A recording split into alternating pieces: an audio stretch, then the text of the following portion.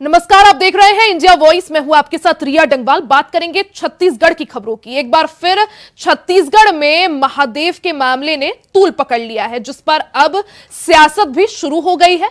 Mahadev app मामले में पूर्व सीएम भूपेश बघेल पर एफआईआर दर्ज की गई है। अब इस एफआईआर को लेकर भूपेश बघेल का बयान सामने आया है। उनका कहना है कि लोकसभा चुनाव की डेट घोषित हो चुकी है। राजनांदगांव से कांग्रेस ने मुझे प्रत्याशी बनाया है, ये चर्चा मीडिया में पहले से ही शुरू हो गई थी। वहीं एक बार फिर महादेव ऐप का जिक्र होने लगा है। उन्होंने आगे कहा कि एफआईआर की कॉपी 4 मार्च की है, लेकिन इसे प्रकाशित अब किया गया है। इसके पीछे आखिर क्या कारण है? ये राजनीतिक एफआईआर है।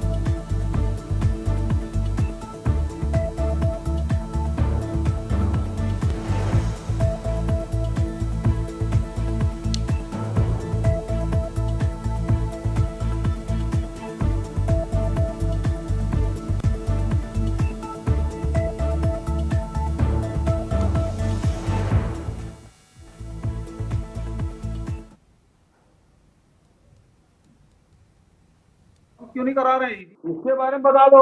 ये सब उनके भविष्य हैं जो 1368 करोड़ तक प्राप्त किए हैं, उस पर कार्रवाई नहीं की है। महादेव से कितना लिए है बताए, उसके खिलाफ कार्रवाई क्यों नहीं हो रही? रुपये पकड़ के क्यों नहीं ला रहे हैं? काउंसिलेट जनरल के सामने उपस्थित हुए गिरफ्तार क्यों नहीं किए? सवाल कि ये महादेव के नाम से दूसरे को बदनाम करो। कार्रवाई हमने की, केंद्रीय मंत्री बताए जिसके जिन जिन राज्य से आते हैं वहां जो महादेव चल रहा है यही चल रहा है, और वहां रोकने की 4 कार्रवाई की है। केंद्र सरकार बताए खुद क्यों नहीं रोक रहे हैं? वो तो बल्कि ये है कि ये जितने भी सट्टा है उसमें 28% जीएसटी लगाया है और 4% सरचार्ज लगाया है, उससे पैसा कमा रहे हैं। आखिर ये है कि सट्टा, ये महादेव एक जो है उसके खिलाफ मैंने कार्रवाई कर दी, उससे विचलित हो, क्योंकि सट्टा पैसा कमा रहे हैं। सरकार भी पैसा कमा रही सट्टे से, जो 28% जीएसटी लिए और 4% सरचार्ज, और भारतीय जनता पार्टी खुद कमा रही 1368 करोड़ रुपया जो है। पार्टी भी कमा रही है और सरकार भी कमा रही है। बहुत सारे नेता और जुड़ गए। खबर पर ज्यादा जानकारी के लिए हमारे साथ रायपुर से संवाददाता मनोज शुक्ला लाइव जुड़ गए हैं। मनोज, जिस तरह से अब बात सामने आ रही है कि एक बार फिर से छत्तीसगढ़ में महादेव ऐप के मामले ने तूल पकड़ लिया है और अब पूर्व सीएम भूपेश बघेल का नाम भी इसमें सामने आ रहा है, एफआईआर दर्ज की गई है और सियासत भी गरमाई हुई है। मनोज,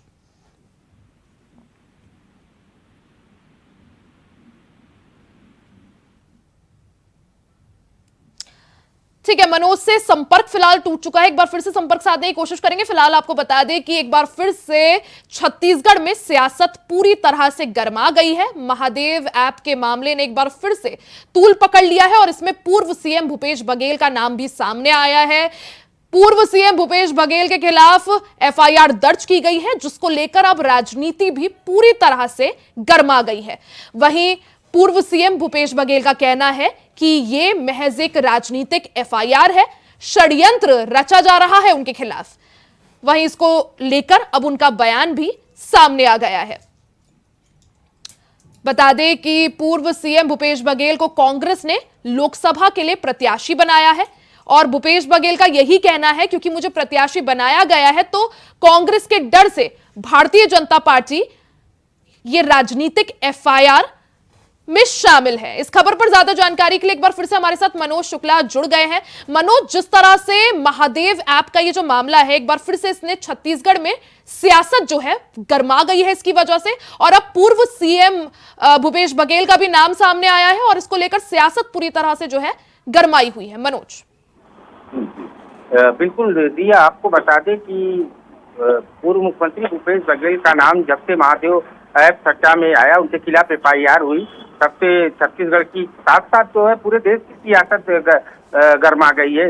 क्योंकि भूपेश बघेल छत्तीसगढ़ के ही नहीं, कांग्रेस के स्टार प्रचारक भी हैं। इस वजह से पूरे लोकसभा चुनाव में भूपेश बघेल की एक महत्वपूर्ण भूमिका है, जिसलिए जो है यहाँ छत्तीसगढ़ के साथ साथ पूरे देश में सियासत गर्म होना स्वाभाविक सी बात है। और आपको बता दें रिया कि पूर्व मुख्यमंत्री भूपेश बघेल ने कल शाम प्रेस वार्ता करके महादेव सट्टा ऐप के संदर्भ में काफी बातें उन्होंने अपने तरफ से वो उनका का सीधा सीधा आरोप है कि ये राजनीतिक जो FIR हमारे ऊपर दर्ज हुए हैं, ये राजनीतिक FIR का नाम उन्होंने दिया है। और साथ ही साथ उनका कहना है कि जब 4 तारीख को FIR हुआ था तो 17 तारीख को ये बातें उठना कहाँ से ये सामने आया है। यह एक बहुत ही महत्वपूर्ण बात सामने निकलकर आई है भूपेश बघेल की तरफ से। जी मनोज, जिस तरह से अब इस मामले को लेकर भूपेश बघेल का बयान सामने आया है, उनके बयान में और क्या कुछ कह रहे हैं, वो क्या दलीलें दे रहे हैं? जी बिल्कुल बिल्कुल भैया, उनकी दलील है कि पूर्व CM ने कहा कि महादेव ऐप से सब परिचित है।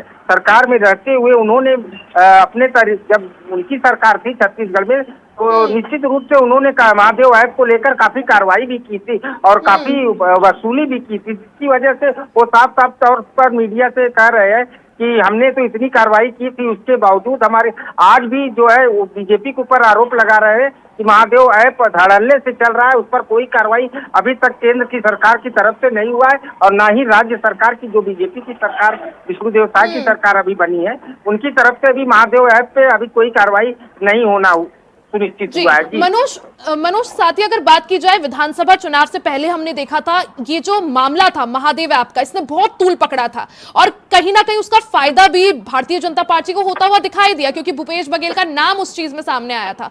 अब अगर जिस तरह से बात की जाए, क्या लोकसभा चुनाव में भी बीजेपी को इसका फायदा मिल सकता है?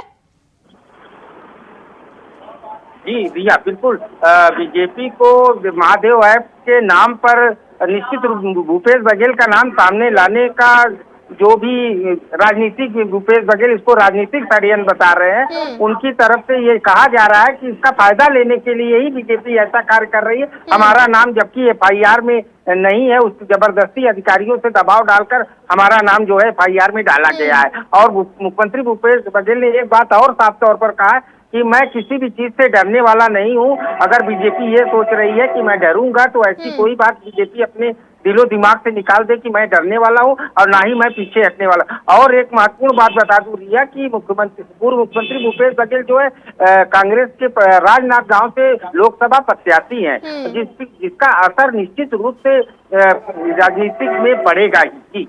जी मनोज, बिल्कुल। तो कहीं ना कहीं एक बार फिर से महादेव ऐप के मामले ने तूल पकड़ लिया है। इस मामले में अब तक ईडी ने 70 से ज्यादा जो है मामले दर्ज किए हैं, कई लोगों की गिरफ्तारी हुई है। वहीं अब इसमें भूपेश बघेल का भी नाम सामने आया है। देखना यह होगा कि इसका कितना फायदा किस राजनीतिक पार्टी को मिलता है। आप बने रहिएगा हमारे साथ, आगे भी आपसे चर्चा करेंगे।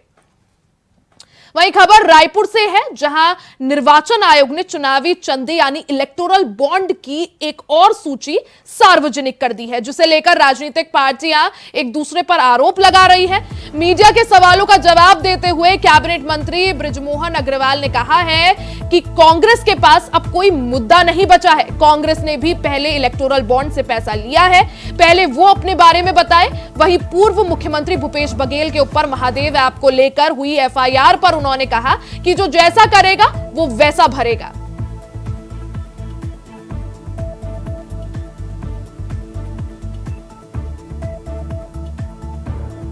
पहले अपने बारे में बताएं है कि कांग्रेस के पास में अब कोई मुद्दा नहीं बचा है।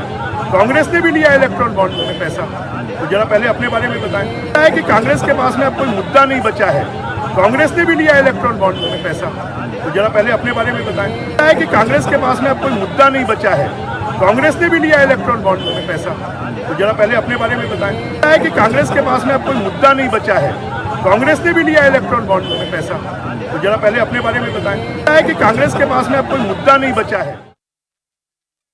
खबर पर ज्यादा जानकारी के लिए मनोज शुक्ला संवाददाता लगातार हमारे साथ बने हुए हैं। मनोज, जिस तरह से इलेक्टोरल बॉन्ड को लेकर जो है कांग्रेस लगातार बीजेपी पर हमलावर है, अब कैबिनेट मंत्री बृजमोहन का पलटवार इस पर सामने आया है, क्या जानकारी इसको लेकर? जी जी जी भैया, आपको बता दें कल कैबिनेट मंत्री बृजमोहन अग्रवाल ने साफ तौर पर कहा है कि इलेक्टोरल बॉन्ड को लेकर कि कांग्रेस हमारे पार्टी के ऊपर इल्जाम लगा रही। पहले वो अपने गिरेबान में झांक कर देखे, उसने भी चंदा लिया हुआ है। पहले वो अपनी बताए कि वो कितना चंदा जो है इस बॉन्ड के जरिए ली है।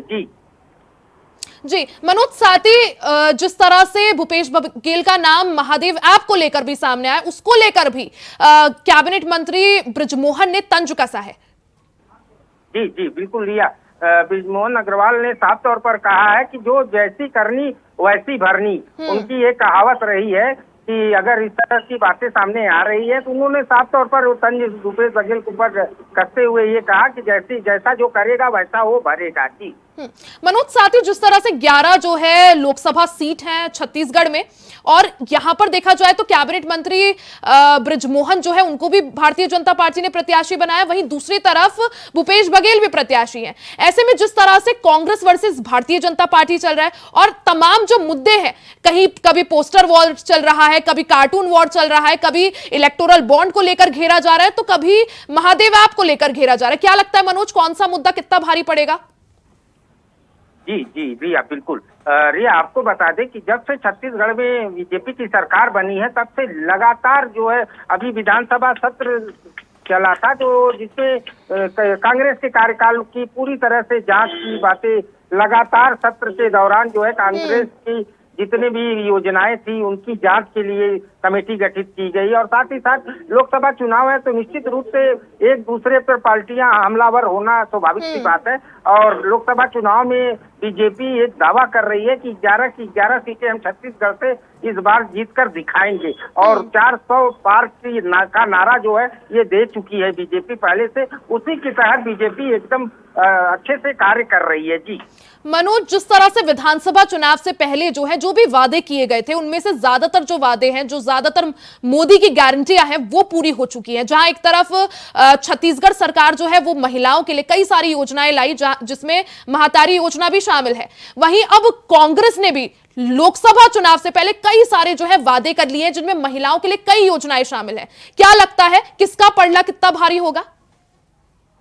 जी जी भैया देखिए, लोकसभा चुनाव है, चुनाव में सारी पार्टियां अपनी तरह की दलीलें जनता को प्रभावित करने के, लुभावनी करने, मतलब सारे हथकंडे जनता को अपनाती है सारी पार्टियों की, ये कहा जा सकता है। और निश्चित रूप से बीजेपी ने महातारी बंधन योजना को लेकर यहाँ छत्तीसगढ़ में एक बहुत ही बड़ा जो है वो उसको कहा जा सकता है कि वो बीजेपी के लिए एक समझ लीजिए कि मिल गया उनको एक बैठे बैठाए एक तो अच्छा सा महातारी बंधन योजना का लाभ, और निश्चित रूप से उसका लाभ बीजेपी को मिलेगा। साथ ही साथ उसी तर्ज पर कांग्रेस पार्टी ने भी महातारी बंधन की तर्ज पर 1 लाख सालाना देने की बात कही थी और घोषणा की है, जिसको अब ये जनता पर जाता है कि जनता इस पार्टी पर कितना विश्वास बना पाती है। जी वही मनोज, अगर इलेक्टोरल बॉन्ड के मसले पर फिर से आए, जिस तरह से लगातार कांग्रेस इस मुद्दे को उछाल रही है और इसका एक तरह से फायदा जो है लोकसभा चुनाव में लेने की कोशिश की जा रही है,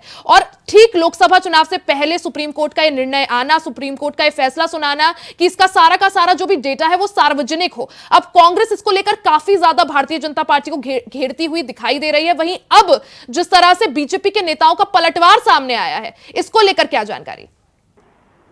इसी बात को लेकर बृजमोहन अग्रवाल ने कल ये बयान दिया है कि कांग्रेस पार्टी भी इलेक्टोरल बॉन्ड के तहत चंदा ली है, वो पहले अपनी बातें जो सार्वजनिक करे कि वो कितना चंदा बॉन्ड के जरिए ली है, ये एकदम स्पष्ट उन्होंने मीडिया से रूबरू होकर ही कहा है। तो अब ये कहीं न कहीं बीजेपी ने पलटवार कर दिया कांग्रेस के ऊपर कि कांग्रेस भी चंदा ली है, ये बात ये प्रमाणित हो गई।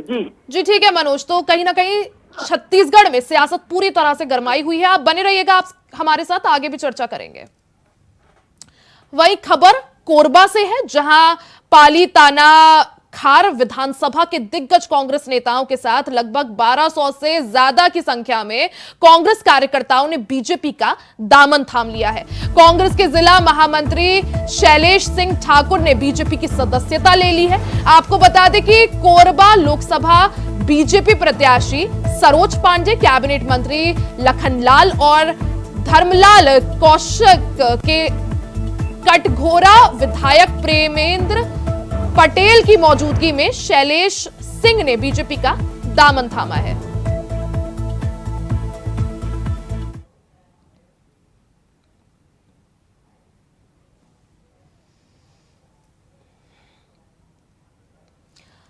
खबर पर ज्यादा जानकारी के लिए हमारे साथ मनोज लगातार बने हुए हैं। मनोज, जिस तरह से लोकसभा चुनाव से ठीक पहले अलग अलग जगहों पर यह देखने को मिल रहा है कि नेताओं का दल बदल का जो सिलसिला है वो लगातार जारी है, वहीं इस कड़ी में कांग्रेस को भी बड़ा झटका लगा है। शैलेश सिंह जो है उन्होंने बीजेपी का दामन थाम लिया, कांग्रेस के लिए कितना बड़ा झटका ये? जी ये कांग्रेस के लिए बहुत बड़ा झटका है कि 1200 से अधिक कार्यकर्ताओं ने कांग्रेस का दामन छोड़कर भाजपा का दामन थाम लिया है, और वो भी लोकसभा चुनाव के पहले। ये कांग्रेस के लिए बहुत ही बड़ा झटका है। इस पर एक कहावत सटीक बैठती है रिया कि जब बुरा वक्त आता है तो साया भी साथ छोड़ देता है। ये कहावत आज सत्य हो गई है, देखने को मिल रहा है कांग्रेस के साथ। और साथ ही साथ आपको बता दें कि सरोज पांडे बीजेपी की लोकसभा प्रत्याशी है कोरबा से, उन्हीं के ये नेतृत्व में ये 1200 से अधिक कार्यकर्ताओं ने, जिसमें कुछ कांग्रेस के वरिष्ठ नेता भी हैं, उन लोगों ने कांग्रेस का दामन छोड़कर भाजपा का दामन थाम लिया है। जी मनोज, बिल्कुल, जहां एक तरफ राहुल गांधी भारत जोड़ो न्याय यात्रा निकालकर कार्यकर्ताओं में जोश भरने की कोशिश कर रहे हैं, वहीं दूसरी तरफ लगातार जो नेता है वो कांग्रेस का दामन छोड़ते हुए यहां पर दिखाई दे रहे हैं। बहुत बहुत शुक्रिया आपका तमाम जानकारी साझा करने के लिए। वहीं खबर दुर्ग से है, जहां लोकसभा चुनाव का बिगुल बजते ही नेता अपनी जमीन तलाशने में लगे हुए हैं। इस बीच दुर्ग लोकसभा के सैकड़ों कार्यकर्ताओं ने कांग्रेस पार्टी से इस्तीफा देकर बीजेपी की सदस्यता ले ली है। 2023 में हुए विधानसभा चुनाव में कांग्रेस की सरकार जाने के बाद अब कांग्रेस पार्टी में भगदड़ मची हुई है। कई कार्यकर्ता बीजेपी नेताओं के संपर्क में है। इसी कड़ी में दुर्ग लोकसभा के वर्तमान सांसद और बीजेपी प्रत्याशी विजय बघेल की अध्यक्षता में सैकड़ों कांग्रेस कार्यकर्ताओं ने बीजेपी में प्रवेश किया है। प्रवेश करने वालों में 12 से ज्यादा पार्षद और पूर्व पार्षद भी शामिल है।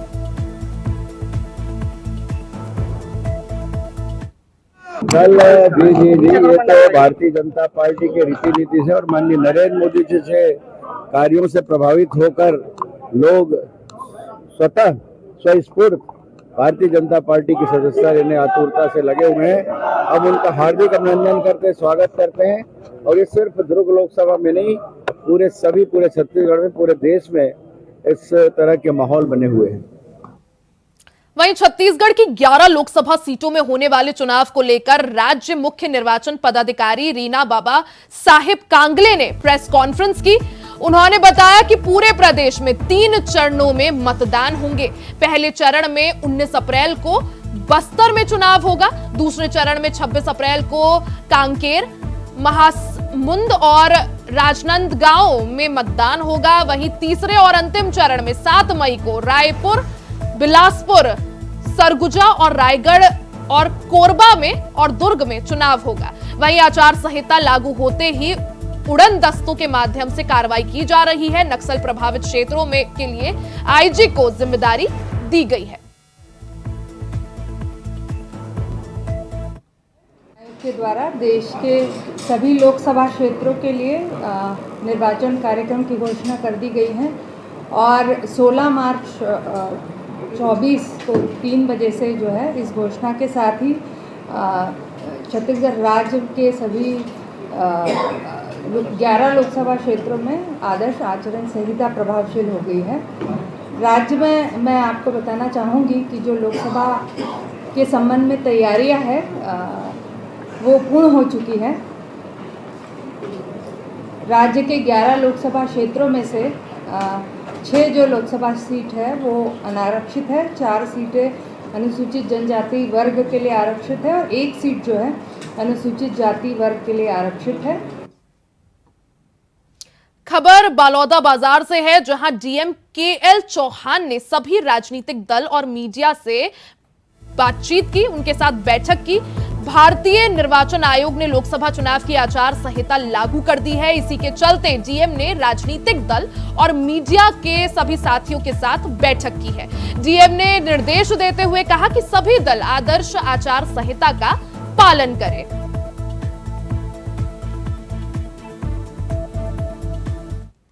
लोकसभा निर्वाचन की अधिसूचना जारी हो चुकी है। जिले की पूरी तैयारी है। हमारे चारों विधानसभा जो आधे भी होती हैं उनमें सब हम लोगों ने तैयारी कर ली है। मतदान दलों की गठन की प्रक्रिया चल रही है। कर्मचारी अधिकारी की नियुक्ति बहुत जल्दी हम लोग कर देंगे। पीपीएस जो डेटाबेस है होता है उसमें हम लोगों ने इसको तैयार कर लिया है। मतदाता सूची का प्रकाशन 8 फरवरी को हो चुका है और बाकी चीज़ें जो एमसीसी लागू हो चुका है कल से, उसमें हम एमसीसी पे कड़ाई से कार्रवाई कर रहे हैं कि किसी तरह का एमसीसी का वायलेंस ना हो और आगे भी हम इस तरह से कोशिश करते रहेंगे कि चुनाव का। खबर रायपुर से है, जहां लोकसभा चुनाव की तैयारियों को लेकर कैबिनेट मंत्री बृजमोहन अग्रवाल ने कहा कि बीजेपी 12 महीने 7 दिन साल भर अपने कार्यकर्ताओं को सक्रिय रखती है। उसी का परिणाम है कि बीजेपी को चुनाव में जीत हासिल हो रही है। साथ ही उन्होंने आगे कहा कि पिछले 10 सालों में भारतीय जनता पार्टी और बीजेपी सरकार द्वारा जो काम किए गए हैं और छत्तीसगढ़ में जिस तरह से पीएम मोदी द्वारा दी गई ज्यादातर गारंटियां विष्णुदेव सरकार ने पहले 3 महीने में ही पूरी कर ली है, उससे जनता खुश है और छत्तीसगढ़ में 11 की 11 सीटें बीजेपी जरूर जीतेगी।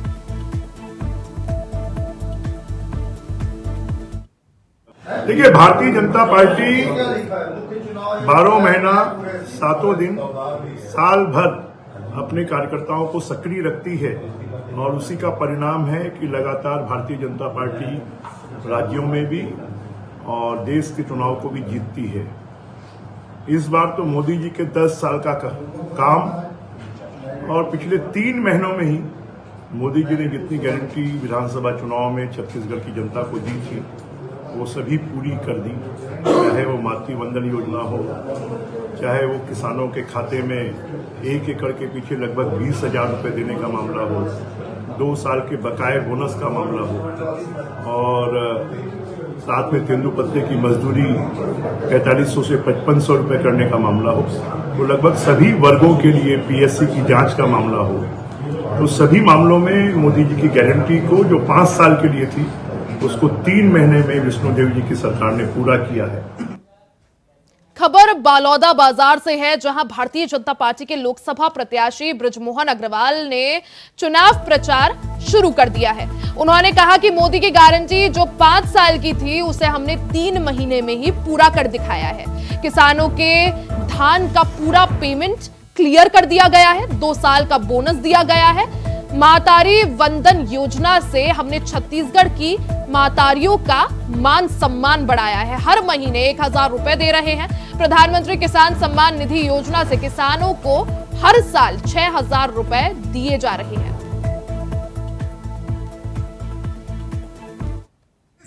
अभी पिछले 3 दिनों से लगातार मैं लोकसभा क्षेत्र का कार्यकर्ताओं के सम्मेलन में भाग ले रहा हूं। परसों मैं तिल्दा में था, कल अभनपुर रायपुर ग्रामीण में था, आज भाटापारा बड़ौदा बाजार में हूँ, कल आरंग और धरसीवा का सम्मेलन है। तो लगभग सब जगह जो कार्यकर्ताओं का उत्साह है, कार्यकर्ताओं में जो जोश है वो दिखाता है कि हम रायपुर लोकसभा अच्छे वोटों से जीतेंगे और रायपुर लोकसभा एक इतिहास बनाएंगे। इसी के साथ छत्तीसगढ़ की खबरों में फिलहाल के लिए सिर्फ इतना ही। खबरों का सिलसिला आगे भी जारी रहेगा, बने रहे हमारे साथ।